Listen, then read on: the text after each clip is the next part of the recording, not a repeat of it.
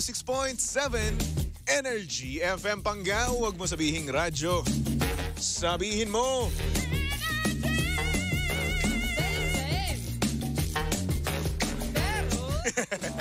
Tagal ko magsalita. Ganda eh. Ano ba naman napapa-intact naman talaga ako dito sa ating, alam niyo na, bed ngayon, di ba? Talagang nakakembot no? Kahit na hindi ka naman kumikembot pero napapakending ka. Ang lakas Mambo number 5 nung Ayun ngayon, tama nga dyan, di ba? Mambo number 5. Kanina nga nagulat ako di ba? Siyempre, bago na yung bed natin. Oh. Di pa ako sanay. Ayun. Mas chill, ganyan. Walang gulat factor. Oo nga Fairness. Pero gusto anyway. Ginugulat ka? Yun nga, gusto ko yung ginugulat ako, yung biglaan na lang na darating dito. Ay, wey. Hi. Ikaw ba? Gusto ko yung prepared ako. Prepared ka? Ayoko Bakit? nang ginugulat ako. Bakit? Kasi syempre, mamaya, hindi mag-enjoy kasi hindi nga ako prepared. Ganyan. So, gusto mo prepared ka? Prepared. Paano ko ba nagpe-prepare? Ay, syempre, yung... Basta, Sige nga, sabihin mo nga. Kaya dapat lagi ako scheduled lahat ng bagay. Alam mo yung parang baroko magsalita. Bakit? Kaya ako lagi scheduled lahat bagay. Hindi gusto bagay sa'yo. yun, diba? Gusto ko yung scheduled lahat. Ikaw ba ayaw mo ng ganyan? Gusto ko minsan yung surprise, di ba? Para mo naman may wow factor, di ba? Random may thrill. lang? Oo, di ba? Yung biglaan talaga no? Tapos lalong-lalo kung siya pa yung magsusurprise sa'yo. Ay, nako, wow na wow. Fairness. Uy, good morning. Uy, good morning nga pala, DJ Lindsay, no? Hindi na kita nabati ngayon. Nag-enjoy tayo pareho. Sa magandang morning, baby Tilby. Uy, akala ko di ka papasok ngayon Akala ko din. Ano nangyari sa'yo? Nagkamali ako ng ewan ko ba. Buti hindi napikon sa akin si Papa mo Jackson kagabi. Kasi nga naman, alam mo, hindi mo rin ako natiis, no? Gusto mo rin talaga akong makita talaga, no? Siyempre, ganun talaga. Hindi buo ang araw pag hindi mo ako nakikita. Actually, hindi buo ang linggo ko kapag nag-skip ako ng isang araw na hindi kita kasama. Ay, sabi ko na nga ba crush mo ako, no? Sino ba naman ang hindi magkakagusto sa isang nag-iisang baby Toby? Siya. Actually. Alam mo yun? Salamat Ayoko nang dagdagan kasi baka sumobra. Tama na. Baka ang ganda na lang tayo. Mahulaan niya. Uy! Nanonood pa naman yun. Quiet. Tingin ko hindi. Feeling ko nanonood siya. Talaga? Nang replay. Talaga? Oo. Ano ba? Delulo na naman ako. Tama na nga. Anyway, good morning DJ Lindsay. Happy Friday sa'yo. Ay, nako. Happy Friday para sa ating lahat. Ayan, kamusta naman? May pera pa ba tayo? Nagtatanong nga ako sa'yo kanina. Alam niyo kanina, mga pangga, naghuhugas ako ng kutsara at tinidor. Tapos, ang nangyayari, nakita ko siya doon. Sabi ko, uy, pumasok ko pala. Ganun. Tapos, out of nowhere, no, nagtanong siya, meron bang mabuting balita? Sabi ko, wala. Yung talagang yung wala ko talaga at napakatigas talaga no? Yung talagang wala. Yung ganun. Yung pasigaw. Kasi nga naman, wala na rin akong pera. Kaya walang uuwi sa Cavite. Walang magkakabite ngayon. Walang pupunta ng PITX ngayon kasi nga naman, walang pera. Ay nako, inhale exhale na lang. At least pogi ka. O yun na lang iisipin ko, no? Diba? At least gwapo. Diba? At least kahit papaano, no?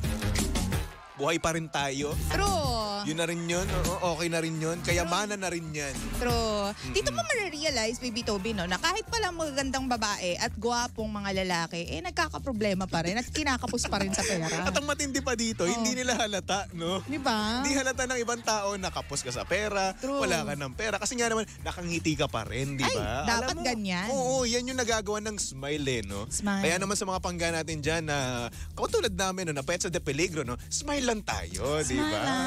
Oo, tapos ang gawin mo pa, no, dagdagan mo pa, mag-post ka pa na mag-post sa Facebook mo. Mga selfie, ganyan. Oo, ipakita mo na masaya ka, di ba? Na wala kang problema sa Facebook. Pero sa personal, ayan, alam na this. True. Wala nang pera. Ay, nako. Okay lang yan. Uy, may tatanong ako sa'yo. Ano yun? Ano yung problema mo kanina? Kanina. Ano mga ba yun? Uy, ano ba yun? Sinasabi ko. Naalala ko na. Alam mo naman kasi, makakalimutin naman kasi ako. Minsan talaga yan, problema din yan na magaganda tsaka pogi. Sige na, lahat na. Makakalimutin. Lahat na, sige na. Ano nga ulit yung Ano? Ano nga pa yun? Yung ano? Nakalimutan ko ni. My gosh. Chareng. Anyway, ayun na nga, no? DJ Lindsay, yung ating sender nga naman kanina, ay meron daw siyang best friend, no? Ay, nako, best friend. At yung best friend niya, merong boyfriend. Ay, Na kung saan, merong daw deep voice. Deep, sexy voice. Diba? Uy, baka ikaw to. Hindi ako yun. Alam mo, sige, go on. So yun na nga. Ang tanong niya, masama ba daw na ma-turn on sa gwapong boses ng boyfriend ng best friend niya? O, para sa'yo, masama ba yun? Ma-turn on talaga, Turn yung on term. talaga. Kasi nga daw, nakakiliti daw sa tenga kapag sinasabi nung boyfriend doon sa best friend niya na masarap ba? Ganon. Kasi syempre, di ba, kapag kumakain, di ba, yun yung naisip ko, kapag kumakain, di ba, or pinagluto, di ba, nung boyfriend yung best friend niya, sinasabi niya, masarap ba? Masarap ba yung luto Ikaw ko? nga, Ganon. sabi mo nga, na deep level ng voice. Ano ba? Hindi naman deep bang Dali, voice mo? tanggalin mo yung voice.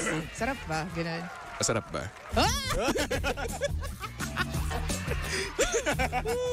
Piling ko kwento mo to eh. Hindi, uy. Hindi? Hindi. Ba't ang kwento ko? I-ere ko, sarili kong kwento. Sino ba yung mga Ano, deep abnormal? voice? Deep voice dito, si Kuya Chico, deep voice yun. Oo, si Chico. Sobrang deep yun. Oo. Parang Ay, galing nako. sa ilalim ng balon yun. Ang deep, deep. Mahilig din sa Lalim. deep Sige nga, tuloy mo. voice. Deep voice. Pero alam mo, to answer your question, bilang isang babae din ako, tapos nalaman ko na turn on yung best friend ko sa boses nung boyfriend ko. Well, hindi siguro para sa akin, friend, alam mo, parang hindi ko gusto, sasabihin ko sa kanya, yung word na turn on. Humahanga siguro o nagagandahan sa boses, Yes. but parang hindi ko gusto yung pandinig na, yung turn Yung on turn na on. salita. Yun. Talaga ba? Grabe. Parang kang may filter dyan sa boses mo. So yun, siguro nga naman, red flag nga naman kapag sinabing turn on, di ba? Kasi Yes, oo. parang pinagnasahan mo yung boyfriend ng best friend mo. So So nakakabulol, nakakalito naman tong mga tawag-tawag nila. Diba? Oo, Alam mo, sa joke. sobrang, yun Nako. nga yung tama doon, parang pinagnanasaan mo. Kasi diba? turn on. Sana natutuwa na lang, ganun. Yes. At kapag sinabing turn on kasi at some point nagkakaroon ka ng pantasya sa kanya, di ba? Parang may nai-ignite Oo, na may- part of you. Yes, at may Oo. nai-imagine ka minsan na senaryo na kung saan Oo. ikaw yung nandun sa feeling ng boyfriend niya. Oo, 'Di ba? Ikaw yung diba? sinasabihan ng masarap ba? Mga ganong bagay.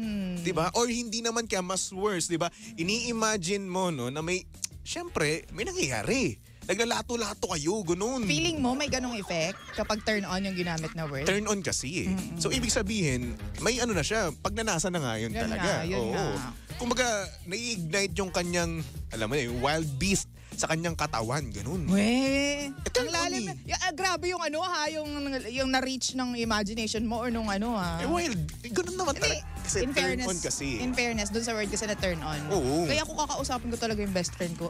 Be, ako to, best friend tayo, di ba? Parang hindi ko nagugustuhan yung mga pinagsasasabi mo dyan. Pero in fairness naman dun sa sender natin, hindi naman siya gumagawa ng way para magkaroon sila ng something nung boyfriend ng best friend niya, no? Dapat. Oo. Oo. Well, dapat nga naman talaga kasi best friend niya yun. Una sa lahat, ayaw natin magkaroon ng best friend na ahas, di ba? Ay, totoo. Ay, Diyos ko, Day. Ikaw ba, nagkaroon ka na ba ng best friend na ahas?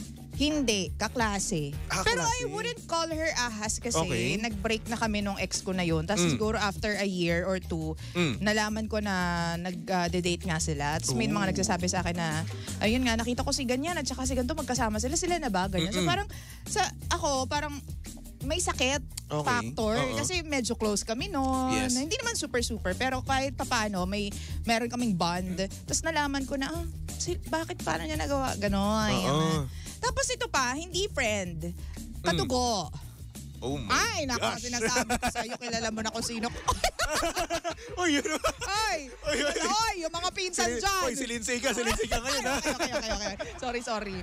Yun. So, may mga, kahit kaibigan mo, kadugo, kapag di ka nila tinuturing na family, di ba, meron talagang pagiging ahas na maaaring mangyari. Pag-aahas na maaaring mangyari. Ako man, ang na-experience ko naman, hindi Ganyan naman siya inahas, no? Naghiwalay naman kami, tapos saka lang dumating itong kaibigan kong to. Saka naman sumalakay, bantay sa lakay kumbaga. Yun nga din, yung sa pinsan Oo. ng kakilala ko. Naku po, patay tayo dyan. Nung nag-break sila, nalaman ko na lang, yung lalaki pa yung nagsabi dito sa kakilala ko na, pinupuntahan ako ng pinsan mo. Ganyan, wag ko na lang daw sabihin sa'yo. Sabing Naku po. ganyan. Ay, sabi ko, ay talaga ba? Very, very, very bad yung ganyan. Ay, Alam mo, ako ayoko nung ganun, no? Naman. Lalo na sa tropa ko, no? Naman. Una sa lahat, tropa tayo, bro code, di ba? Dapat yung hiniwalayan ko, naging girlfriend ko, hindi mo out of bounds dapat yun. Wala dapat yun. Oo. Totoo, di ba? Off Ang kay limits. Juan ay kay Juan. Oo. Kay Pedro ay kay Pedro. Kaso nga lang, itong tropa kong to, ayun. Tinalo nako. niya. Itinalo ka Tinalo talaga eh. niya. Uy. Ganyan talaga ang life. Diba, ngayon, nabansagan ngayon siya ng tirador ng ex, ganun. Oh my gosh. Alam Wala mo lang. yun yung pangit tayo. Nagkakaroon ka ng kumbaga bansag sa'yo Oo, just oo. because may ginawa ka at pattern yung ginawa mo. Yes. Hindi mo siya ginawa ng isang beses. Siguro 2, 3 Actually, beses oo. yan. Hindi lang sa akin yung ginawa. Maraming Kita tao mo, rin.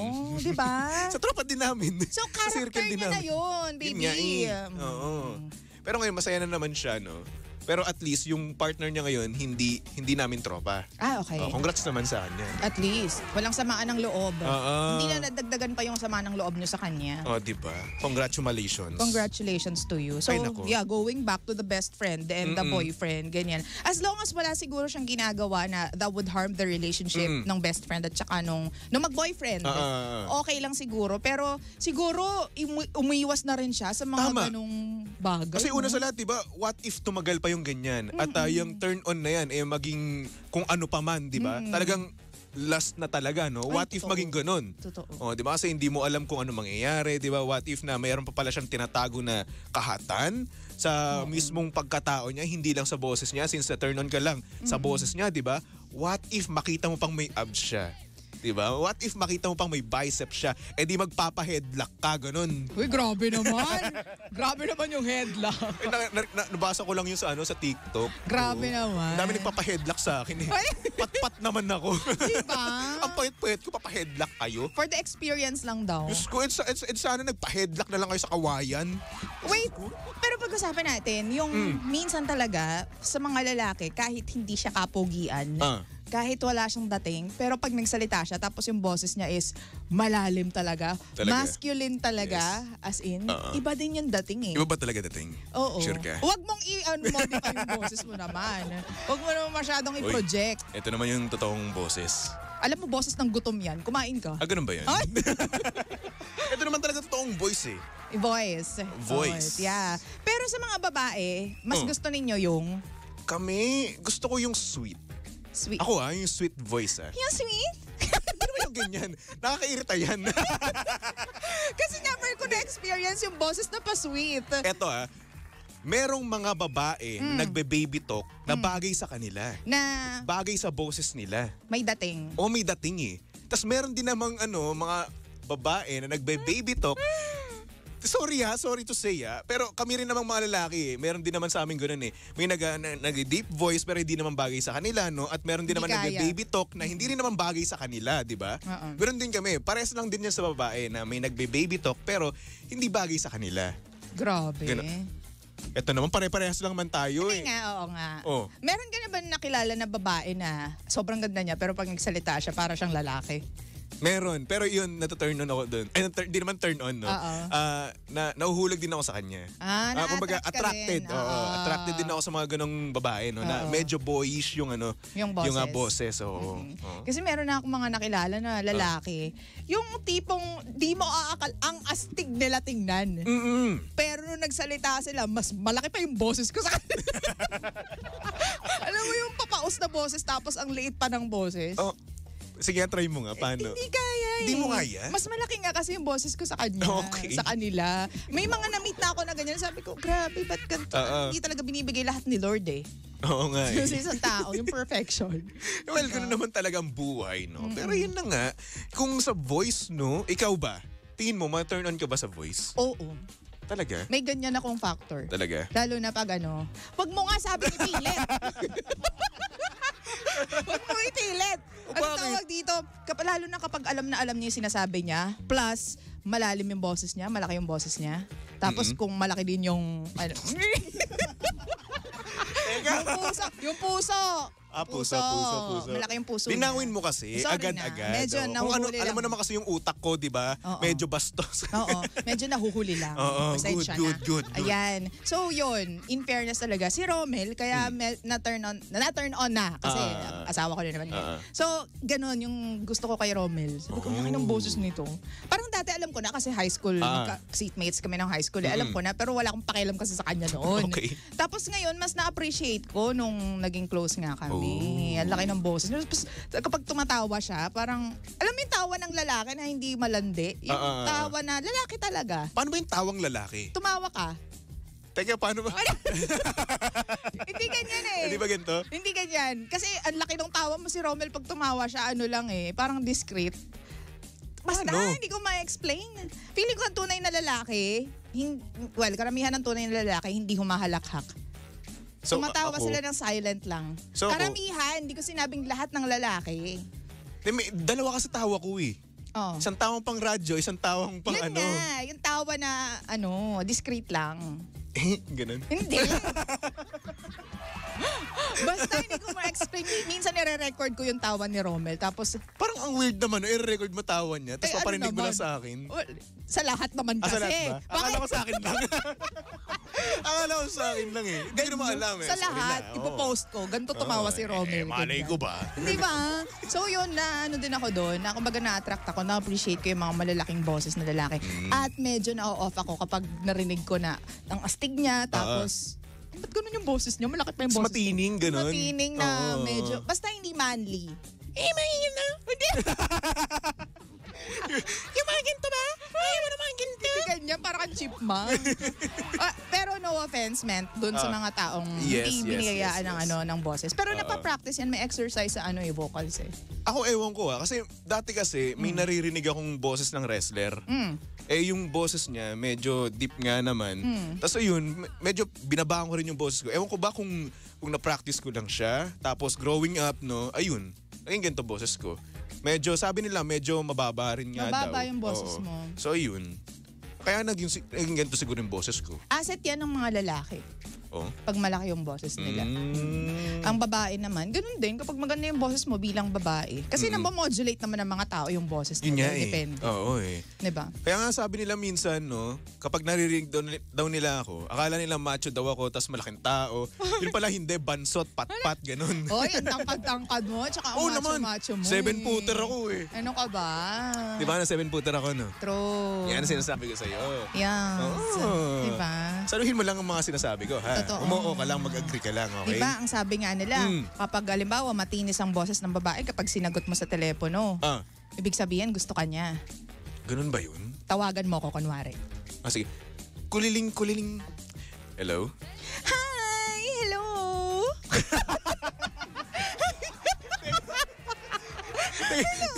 Ganyan ka ba nung kay Kuya Romel dati?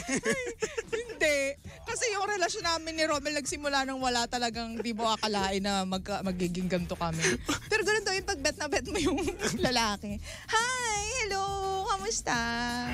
So hindi siya nag-ganun sa akin. So, hindi niya talaga ako bet. Hindi. Ang Sorry to say, sakit. hindi siya excited na marinig ka. Aray. Natotoo daw yun. Ganun daw yun.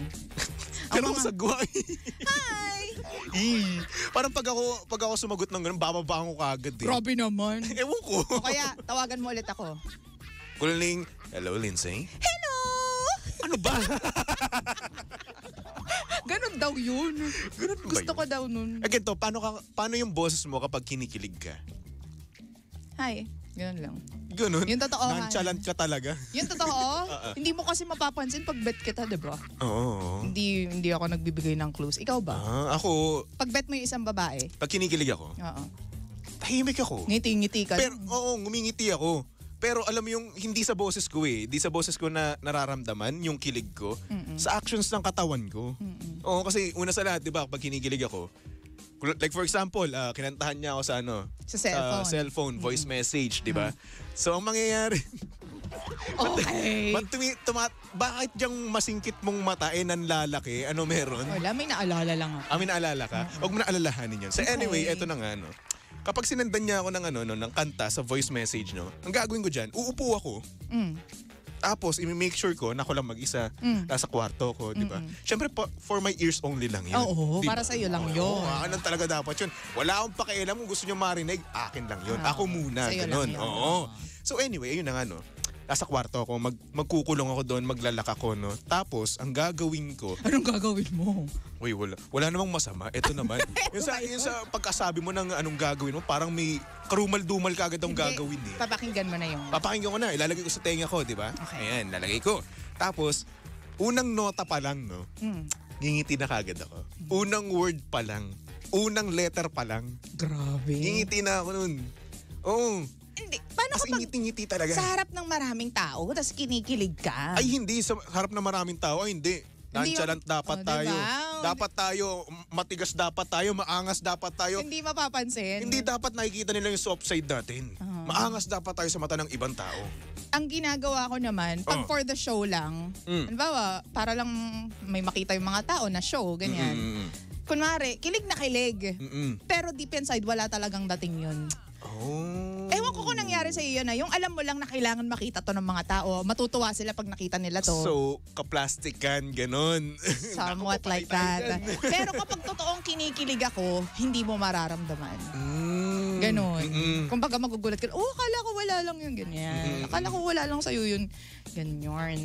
So, ganon pala. Ganon ako. Ewan ko Kayo. sa iba. Ikaw, Ako doon, sa nonchalant ako sa Pag maraming tao. Pag maraming tao. Dapat hindi nila nakikita na kinikilig ako. Dapat pag kinikilig ako lang mag-isa or kasama ko siya. Ganon. may mga tao kasi na pamigay eh. Yung kinikilig, tapos mga hampas pa ng katabi. Ano ba naman yan?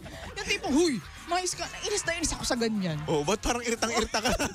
Alam niyo, kung napapanood niyo lang mga panggano, yung reaction talaga ni Lindsay kapag kinikilig, no, iritang-irita talaga. Ayaw ko kasi nung masyadong pamigay. Halimbawa, ikaw, kinakakiligan ka nung... Halimbawa, ako may kaibigan ako ngayon, tapos ganyan yung distance, kinikilig siya sa'yo, tapos hahampas-hampasin ka.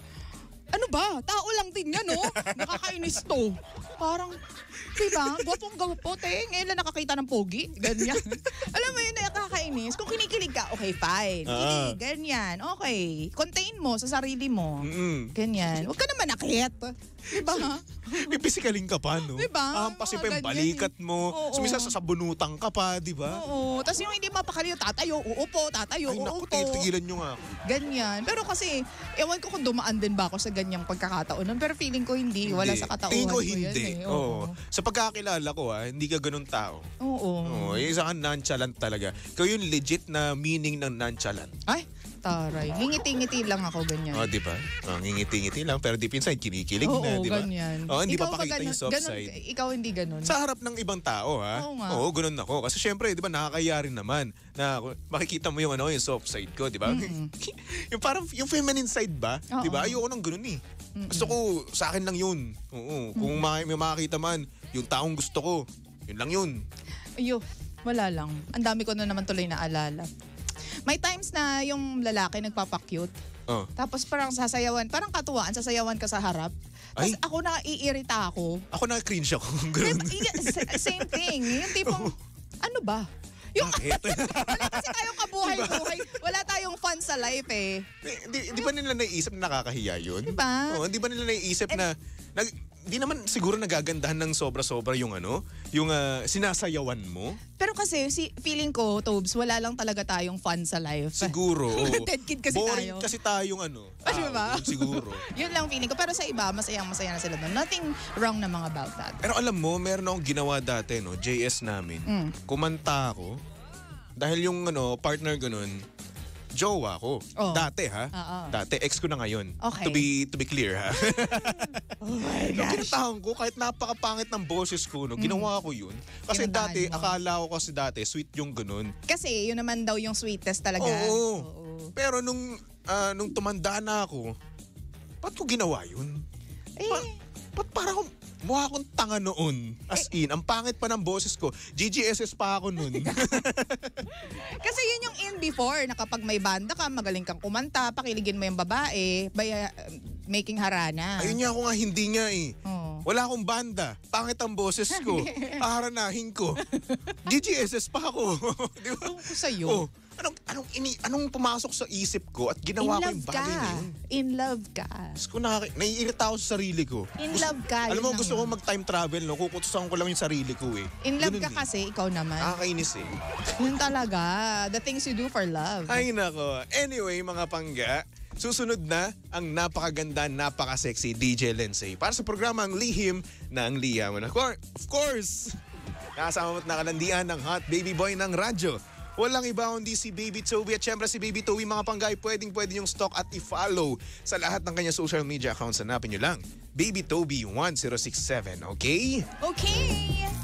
So anyway, magbalik tugtugan muna tayo. Tumuntok lang dito sa estasyong same pero iba. We are number 1, 06.7 Energy FM. Pangga, huwag mo sabihin radyo. Sabihin mo.